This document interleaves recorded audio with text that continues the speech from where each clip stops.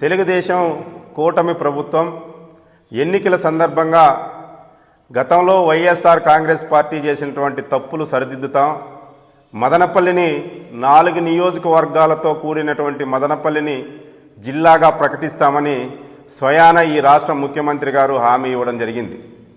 గత నెల 28వ తేదీన 3 జిల్లాలను యాడ్ చేస్తున్నాం. అందులో మదనపల్లి జిల్లా కూడా ఉంది. మదనపల్లి జిల్లాకి సంబంధించి మండలాలు కూడా 21 మండలాలు 4 నియోజకవర్గాలని ప్రతిపాదనలు కూడా పెట్టారు. కానీ ఈ నెల 28వ తేదీ గెజెట్ రావాల్సిన సందర్భంలో ఈరోజు కూటమి ప్రభుత్వం రాజకీయ ఎత్తుగడల కోసం ఇవాళ మదనపల్లి జిల్లాను ఇవ్వడం లేదు. 29 జిల్లాలు కాదు 28 జిల్లాలే ఇస్తామని పత్రికల్లో ప్రకటనలు వస్తున్నాయి. మరి మీరు ఇచ్చినటువంటి ఎన్నికల హామీ ఏమైంది?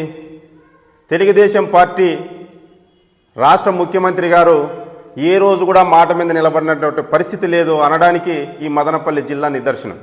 అంటే ఈరోజు అన్నమయ్య జిల్లాలో ఉన్నటువంటి 6 నియోజకవర్గాల్లో రైల్వే కోడూరుని తిరుపతికి చేరుస్తున్నాం, రాజంపేటను కడపకు చేరుస్తున్నాం. ఈ అన్నమయ్య జిల్లా ఇదే విధంగా కొనసాగుతుంది. అన్నమయ్య జిల్లాలో ఎలాంటి మార్పు లేదు.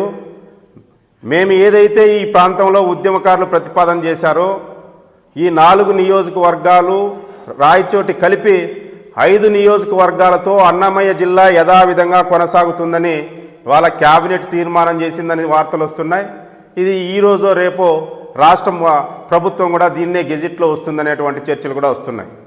మేము కమ్యూనిస్టు పార్టీ సిపిఐగా అడుగుతున్నాం, మీకు అధికారం లేనప్పుడు, మీరు అధికార దాహంతో కొట్లాడినప్పుడు ఈ 4 నియోజకవర్గంలో ఉన్నటువంటి తెలుగుదేశం పార్టీ నాయకత్వం, కూటమి ప్రభుత్వంలో ఉన్నటువంటి 3 పార్టీల నాయకులు కూడా మదనపల్లి 4 నియోజకవర్గాల్ని జిల్లా చేస్తాం, జిల్లా చేశామని ఈ మదనపల్లి ఎమ్మెల్యే గారు ప్రతి నడి రోడ్లో పూలు పోపించుకున్నాడు, పాలు పోపించుకున్నాడు, వాడకి తిరిగి సెల్ఫ్ డబ్బా కొట్టించుకున్నాడు. మరి మేము ఈరోజు సిపిఐ పార్టీగా మదనపల్లి ఎమ్మెల్యే గారిని సూటిగా అడుగుతున్నాం. మదనపల్లి జిల్లా కోసం అసెంబ్లీలో మాట్లాడిన వ్యక్తి అని చెప్పుకున్నారు, పాదయాత్ర చేశామని చెప్పారు. మీకు చేతనైతే, మదనపల్లి ఎమ్మెల్యే గారికి చేతనైతే ఈరోజు 4 నియోజకవర్గాలతో కూడినటువంటి మదనపల్లి కేంద్రంగా మదనపల్లి జిల్లాగా ప్రకటించండి. లేకపోతే మీరు ఇక్కడ ఈ ప్రాంతంలో జరిగినటువంటి ఉద్యమాన్ని మీరు క్రెడిట్గా మార్చుకునేటువంటి ప్రయత్నంలోనే మీ పాలాభిషేకాలు పూలాభిషేకాలు జరిగిందా అనేసి ప్రజలందరూ కూడా విశ్వాసం అనుకునేటువంటి పరిస్థితి ఉంది. కాబట్టి ఇప్పటికైనా ఎమ్మెల్యే గారు కానీ, కూటమి ప్రభుత్వం కానీ, రాష్ట్ర ప్రభుత్వం మీరు ఇచ్చినటువంటి మాటకు కట్టుబడాలి. మీరు మదనపల్లిని జిల్లా చేస్తామన్నారు, ఈ 4 నియోజకవర్గాలను కలిపి జిల్లా చేస్తామని హామీ ఇచ్చి ఈరోజు ఏ రాంప్రసాద్ రెడ్డి గారికో లేకపోతే ఇంకో రెడ్డి కోసమో మదనపల్లికి అన్యాయం చేస్తే మరో పోరాటం మదనపల్లి కేంద్రంగా ప్రారంభమవుతుందని కూటమి ప్రభుత్వానికి హెచ్చరిస్తున్నాం. అదేవిధంగా ఈ ప్రాంతంలో చాలా విశిష్టత ఉంది. ఎంతో మంది స్వాతంత్ర సమరయోధులు కానీ, జిడ్డు కృష్ణమూర్తి లాంటి ఫిలాసఫర్స్ ఉన్నారు. నేషనల్ యాంథమ్ మదనపల్లి బీటీ కళాశాల వేదికగా ఇక్కడ ట్యూన్ చేయడం జరిగింది. హోమ్ రూల్ మూవ్మెంట్ ఇక్కడ స్టార్ట్ అయింది.